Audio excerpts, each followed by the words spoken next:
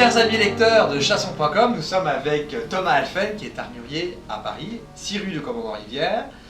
Et vous êtes nombreux à nous demander régulièrement comment est-ce qu'il faut faire pour partir chasser à l'étranger avec son arme, aussi bien avec une carabine qu'un fusil.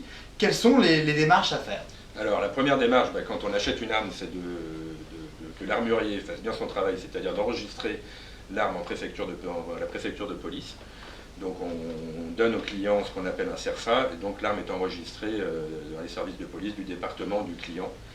Et avec ce papier-là, il est impératif de faire ce que l'on appelle la carte européenne de transport d'armes à feu, qui recense en fait toutes les armes que le client a et donc avec lesquelles il pourrait éventuellement voyager. Aussi bien les armuriers que les armes lisses, il peut mettre tout sur le même document. Voilà, exactement. Okay. Donc ça, ce document, c'est une carte avec tous les numéros d'armes, etc., qui va être demandé de toute façon dans toute l'Europe, tous les pays le demandent.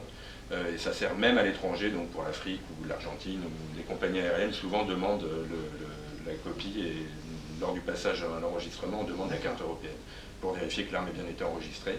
Ça, c'est la première chose à faire. Ensuite, les voyages, souvent, les voyagistes qui organisent des voyages de chasse s'occupent des formalités administratives par pays.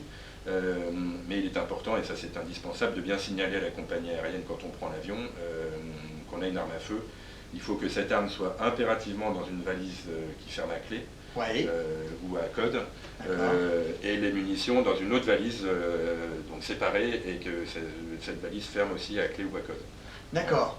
Et si une personne ne part pas avec un voyagiste et qu'elle part pour un séjour de, je sais pas, de 2-3 jours au Maroc et souhaite prendre son arme, dans ce cas-là, elle va uniquement appeler la compagnie aérienne et l'échange va se faire avec eux? Il faut regarder par pays les formalités.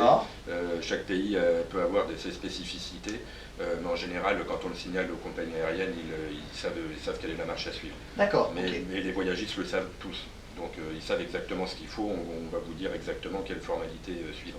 D'accord, bon, très bien. Donc pour résumer, 1. Déclarer son arme bien sûr en préfecture.